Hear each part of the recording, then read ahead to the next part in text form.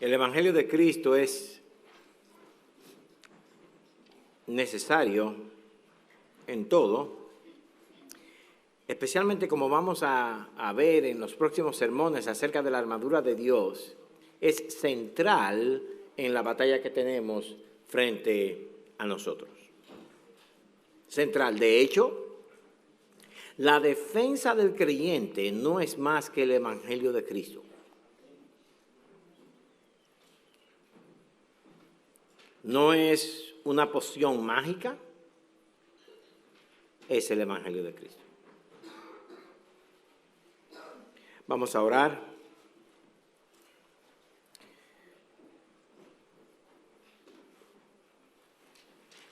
Amante Padre Celestial, ante tu presencia venimos con regocijo, porque tú eres nuestra roca, tú eres nuestra justificación, tú eres nuestra justicia.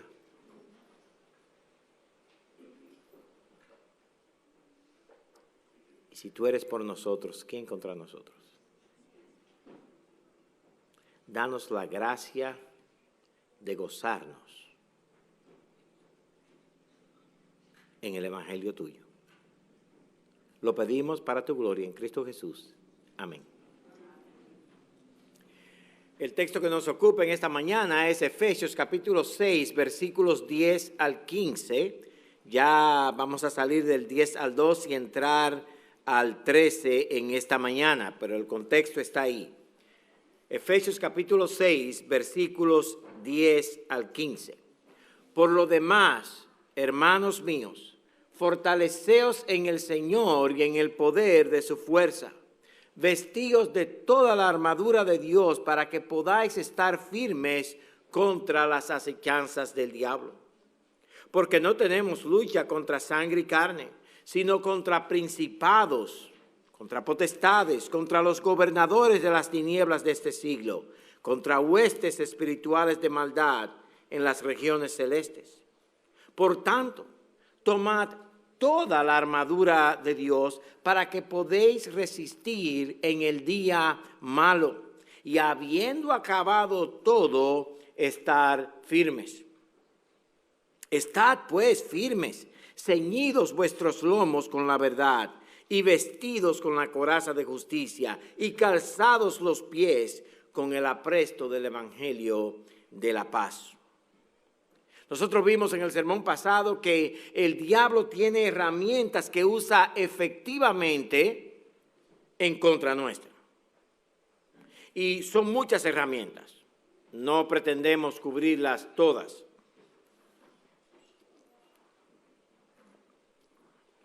Por ejemplo, no hablamos del entretenimiento o de otros vicios, etcétera. No hablamos de eso. Solamente nos concentramos en tres.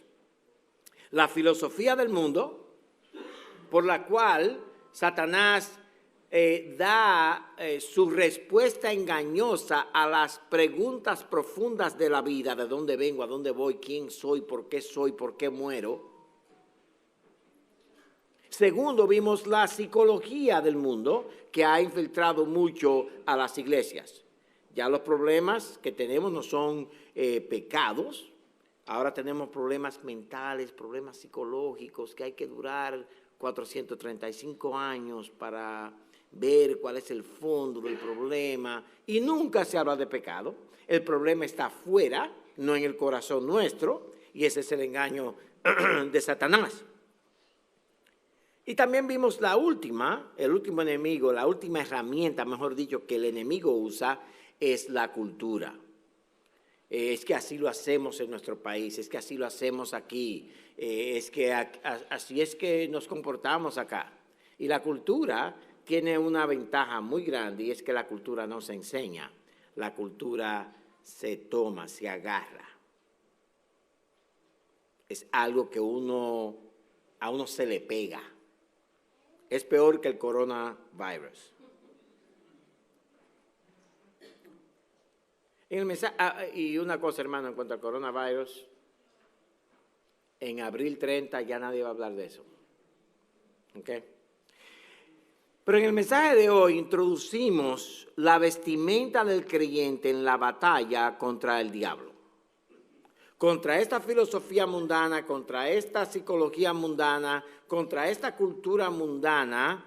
Ahora el Evangelio nos da la coraza que debemos vestir para protegernos de esos ataques, pero también para nosotros poder levantarnos y atacar, porque la batalla es de doble vía.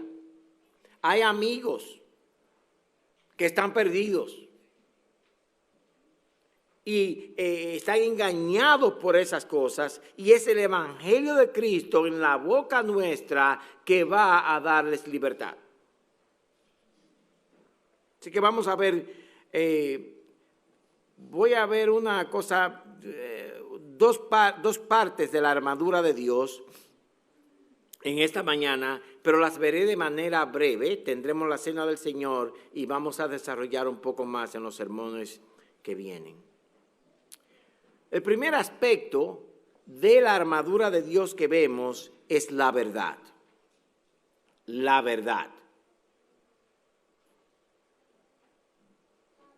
Así que vamos a ver este aspecto. Debemos vestirnos toda la armadura de Dios, y esa armadura tiene componentes. Y ahora se nos dice que debemos vestirnos de verdad. Versículo 13 dice: por tanto, tomad toda la armadura de Dios para que podáis resistir en el día malo y habiendo acabado todo, estar firmes. El propósito de toda esta armadura es que nosotros peleemos la batalla y cuando derrotemos al enemigo, todavía estar firmemente parados, listos para la próxima batalla. La idea de que nosotros conquistamos la batalla y ya podemos sentarnos no es correcta. La batalla es constante y estaremos en batalla hasta el día de la eternidad. Pero este texto, la palabra de Dios, nos da la seguridad, la certeza de que podemos entrar a esta batalla hasta el día de la ciudad celestial y estar parados, estar firmes. Otra nota antes de entrar específicamente a la verdad es que el texto dice que debemos vestirnos de toda la armadura de Dios. Esta armadura no es una cosa que tiene componentes que pueden ir separados. No. O nos vestimos o no nos vestimos. Aunque hay componentes, no podemos tomar un componente y dejar el otro, porque es una armadura. Ahí está el problema de muchos que, engañados por Satanás, creen, por ejemplo, en el Evangelio, en la parte buena del Evangelio, pero no en la otra parte. Entonces, cogemos lo que nos conviene. Pero con la palabra de Dios, con esta armadura, el cristiano no tiene opción. O tomamos todo o no tomamos nada. Con eso en mente, hermanos, veamos el primer componente. El primer componente de la armadura de Dios es la verdad. La verdad. Y la idea aquí es la de un cinturón que nos ponemos en los lomos y nos amarramos bien para estar parado en la batalla. Es esa idea, ceñirnos los lomos con un cinturón. El versículo 14 dice: estad pues firmes, ceñidos vuestros lomos con la verdad. No dice pónganse. Ya los lomos deben estar ceñidos con la verdad. Y si alguien alguna vez ha participado en algún deporte que tenga que ver con artes marciales o judo o algo, si no me creen, pregúntenle a Anthony, que es un experto. Él les dirá que la cintura, la posición de la cintura es lo que da firmeza. Si su cintura, si el centro de gravedad no está bien, usted va a caer en la batalla mano a mano. Es ahí que debemos ponernos, ceñirnos la verdad. Y hay muchas ilustraciones y explicaciones de la armadura de Dios. Si a usted le gustan los cuadros, vaya al internet y ahí le va a aparecer 80,000 de ellas. Así que yo no me voy a meter en la ilustración en la serie de sermones. Yo quiero lidiar con la sustancia de cada componente que componen la armadura de Dios. ¿Qué es la verdad? ¿Qué es la verdad? La verdad es la descripción correcta, exacta, correspondiente a la realidad.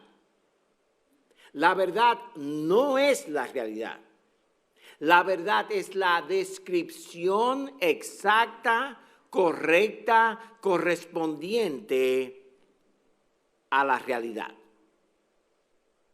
A la realidad. Así que cuando Pablo dice que nos ciñamos nuestro lomo con la verdad, no nos está hablando de cualquier verdad aquí. No solamente él no nos está hablando que 2 más 2 es 4. Es la verdad específica que describe a Dios, que describe al hombre, que describe el pecado, que describe a Satanás. Es la verdad acerca de esas realidades profundas y de esas realidades que son el fundamento de lo que es estar vivos.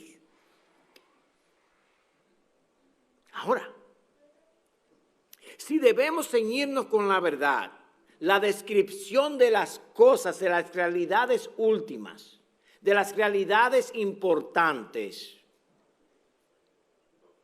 ¿dónde está esa verdad? Dice Jesucristo, orando antes de ser entregado para ser crucificado. Él dice en Juan 17:17, Padre, santifícalos en tu verdad. Tu palabra es verdad. Amado hermano, no nos podemos ceñir el cinturón de la verdad a menos que estemos en su palabra, porque su palabra es el cinturón de la verdad. No es una cosa misteriosa de que yo siento un calor en mi cintura y estoy ceñido. No. Es la palabra de Dios. Es la verdad.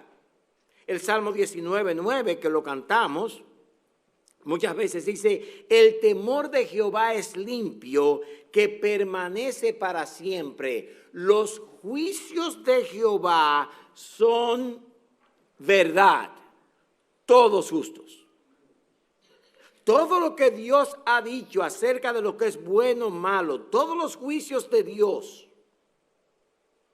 son justos y son verdad. Ese es el cinturón que debemos ponernos. La Biblia, hermanos, es la palabra de Dios y es verdad. Ahora, ¿por qué es la Biblia verdad? Porque la verdad es la descripción correcta de la realidad. ¿Y cuál es la realidad de Dios? Está descrita en su palabra. ¿Quién es Jesucristo? Descrito en su palabra. ¿Quién es el diablo? Descrito en su palabra. ¿Qué es el pecado? En su palabra. ¿Cuál es la condición de mi alma? En su palabra. ¿Cómo es que el enemigo me engaña? En su palabra. Entonces, no podemos pelear la batalla a menos que conozcamos su palabra.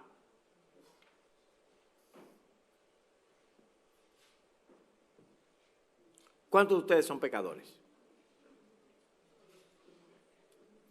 Bueno, hay muchos mentirosos aquí.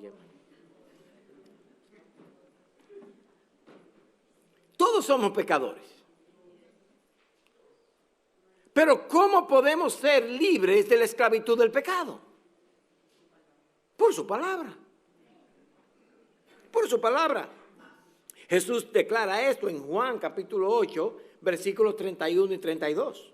Dijo entonces Jesús a los judíos que habían creído en él: si vosotros permaneciereis en mi palabra, seréis verdaderamente mis discípulos y conoceréis la verdad, y la verdad os hará libres. ¿De qué es que nos va a hacer libres la verdad? El versículo 34 lo contesta. Jesús les respondió, porque ellos dijeron: pero Jesús, nosotros somos hijos de Abraham y nunca hemos sido esclavos. Una total ignorancia de las Escrituras de parte de ellos, porque ellos fueron esclavos por 430 años. Jesús les responde a ellos en el versículo 34. Jesús les respondió: de cierto os digo, que todo aquel que hace pecado es esclavo del pecado. ¿De qué esclavitud es que Jesús nos libra? ¿De qué esclavitud es que la palabra de Dios nos libra? De la esclavitud al pecado, de la esclavitud al diablo, de la esclavitud a ser hijos de desobediencia, de la esclavitud del reino de las tinieblas. No podremos ser libres del pecado sin seguir la palabra de Dios. Yo no les voy a decir que levanten la mano, pero quiero que se hagan esta pregunta. ¿Qué pecado tengo yo que es repetitivo? ¿Es constante? Y Hebreos 12 lo llama el pecado que te asedia. Y hay muchos, aún pastores, que predican que cada uno de nosotros tiene un pecado que lo tiene esclavizado. Hermanos, a mí no me gusta insultar a la gente, ustedes saben eso, pero eso es un disparate. No hay pecado que esclavice al hombre de manera constante, al creyente de manera constante. Todos los pecados, no importa cuál sea, su garra sobre nosotros es quitada con la verdad. Nos da libertad de la esclavitud al pecado.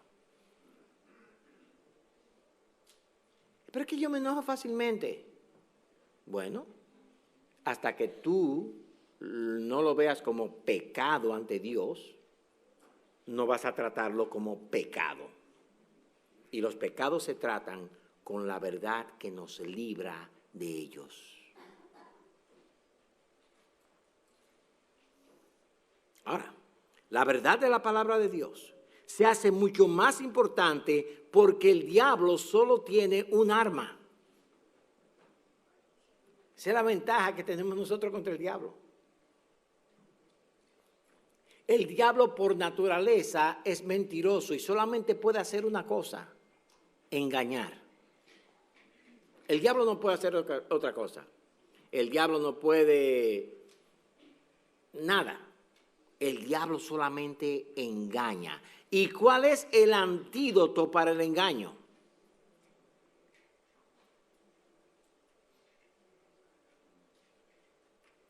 La verdad. La verdad. La verdad. Cuando nosotros estamos en la palabra de Dios, es muy difícil que el diablo nos engañe.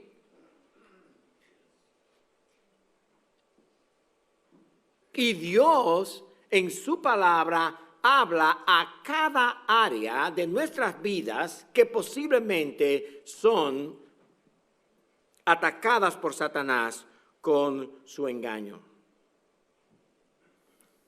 Una mentira muy común de Satanás es Déjenme hacer una pregunta, hermanos. ¿Cuántos de ustedes han pensado, oye, si hay un caso de coronavirus aquí en Virginia, yo voy a comprar comida, yo voy a comprar máscara, ¿Cuántos de ustedes han pensado en eso? No, dígame la verdad. Exactamente. Un paquete de mentirosos, ¿no? En esta iglesia. Toditos ustedes, oyendo la noticia, se vuelven locos. Y dicen que qué voy a hacer y no voy a saludar a nadie. De hecho, había una gente que estaba diciendo, mire, no le dé la mano a nadie, trate a todo el mundo así de lejos. Si alguien tose, huya de ahí. O sea, unas cosas. Y vemos el mundo y las noticias locos con el coronavirus. Lo cual, como dije, en abril 30 ya nadie va a hablar de eso. Porque yo creo que el problema del coronavirus es más de información que de realidad, de enfermedad. Pero ¿cuál es mi punto aquí? Mi punto es que ninguno de nosotros creemos que estamos en un estado de emergencia en nuestra guerra con Satanás. Creemos a un coronavirus. ¡Ay, voy a morir! Hermano, mire, usted se va a morir. Y yo lo voy a enterrar, como dijimos anteriormente. A usted, a sus hijos y a sus nietos. Se van a morir. Sin embargo, viene una noticia así, nos volvemos locos y nos caemos en pánico. No, perdón, no es pánico, no, es como que dice, que no panda el cúnico, eso era. Caemos en pánico, hermanos. Pero ¿cuántas veces nos hemos levantado con la idea, wow, yo estoy en una batalla contra Satanás. Satanás trata de destruirme hoy y me va a infectar con su engaño. Y nos levantamos de la cama sin darnos cuenta y empezamos a hablarle al esposo mal, a la esposa mal, a los hijos los pateamos, a la iglesia no nos importa, las relaciones nuestras no son medidas por la palabra de Dios. ¿Por qué? Porque eso es normal. No. La verdad es que Satanás engaña, pero la verdad es que la verdad de Dios es la que nos libra del engaño de Satanás. Y debemos estar equipados con su palabra para todas las áreas de la vida, para que entonces Satanás no nos engañe. La verdad es la descripción de la divinidad de Dios, las personas de la Trinidad, la obra de Cristo en la cruz, la obra del Espíritu Santo en nuestras vidas. La victoria sobre el pecado, las promesas de Dios, el pacto de Dios.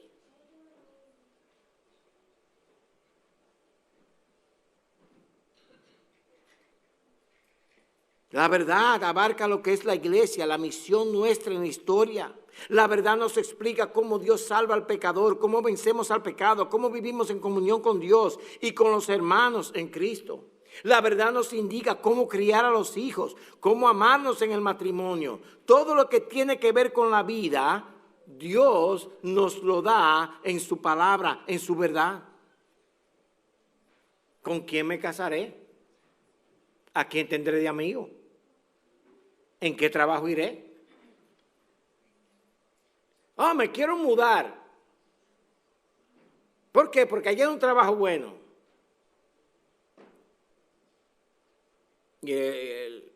Por lo menos no sé en otras iglesias, pero en esta iglesia el pastor y yo hacemos la siguiente pregunta: ¿a qué iglesia tú vas a ir allá? ¿Ya conseguiste iglesia primero? No. ¿Conseguiste un trabajo primero que la iglesia? Algo está mal. Porque lo primero que tú debes hacer es velar por tu salud espiritual. Pero que el trabajo me da doble de dinero. Sí, hay muchos billonarios que están perdidos en delitos y pecados.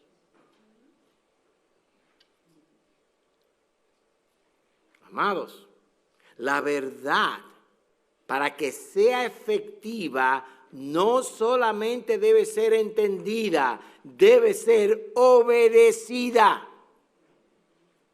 La teología que no es práctica no es teología verdadera.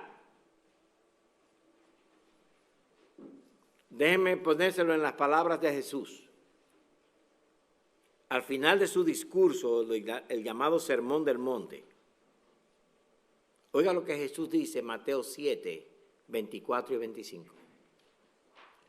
Cualquiera pues que me oye estas palabras y las hace, le compararé a un hombre sabio o prudente que edificó su casa sobre la roca. Descendió la lluvia y vinieron ríos y soplaron vientos y golpearon contra aquella casa y no cayó porque estaba fundada sobre la roca. ¿Cuál es el truco? ¿Cuál es la clave para tener nuestra casa fundada sobre la roca? Escuchar la palabra, claro. No, hacer la palabra. La escuchamos, claro, pero para hacerla. ¿Por qué sigues tú en tu pecado constante? Porque no obedeces la palabra de Dios. No es otra razón.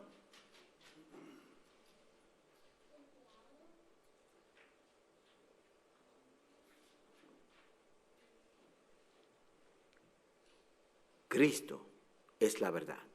Yo soy el camino y la verdad y la vida. De Él las Escrituras hablan. Él es la verdad en el sentido de que Él es la descripción exacta de Dios Trino. Él es la revelación de Dios. Salmo 119, 151 dice: cercano estás tú, oh Jehová, y todos tus mandamientos son verdad. ¿Qué es un mandamiento, aunque sea verdadero, que no se obedezca?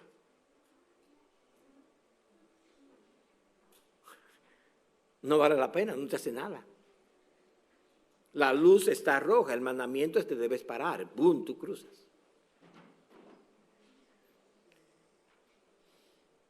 Salmo 119, 105 dice: lámpara es a mis pies tu palabra y lumbrera a mi camino. Pero para que la luz, la lumbrera sirva, tenemos que tomar los pasos de acuerdo a esa luz. Por último, hermanos, y brevemente para solamente introducir la cena del Señor.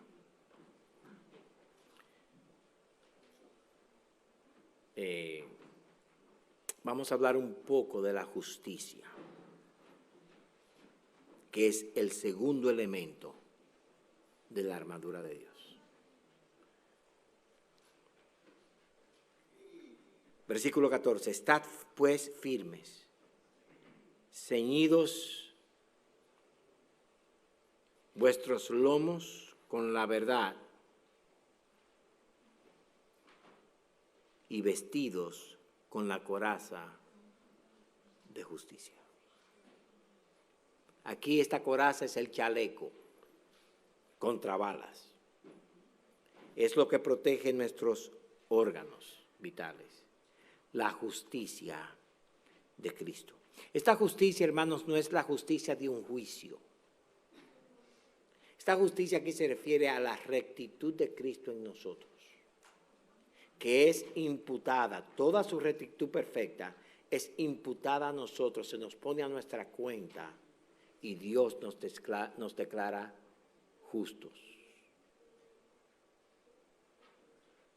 en Cristo.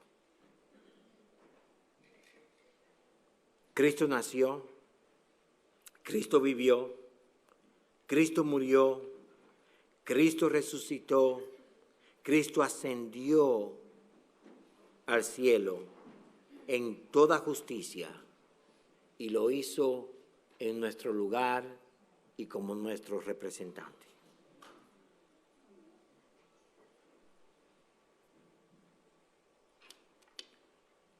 Romanos 5, versículos 1 y 2 declara: justificados pues por la fe, tenemos paz para con Dios por medio de nuestro Señor Jesucristo, por quien también tenemos entrada por la fe a esta gracia en la cual estamos firmes y nos gloriamos en la esperanza de la gloria de Dios. Amado hermano, esa justicia de Cristo es nuestra protección de nuestros órganos vitales. Y vamos a hablar más de eso en los sermones siguientes. Pero es nuestra protección porque esa justicia de Cristo es lo que hace que Dios diga, tú eres justo. Pero también es lo que hace que los ataques del diablo en contra nuestra sean anulados. No por nuestras obras. ¿Quién acusará a los escogidos de Dios? Cristo es el que justifica. ¿Cómo nos justifica? Imputando su rectitud, su justicia en nosotros. Todo aquel que por la fe ha venido a Cristo tiene la rectitud, la justicia de Cristo en él.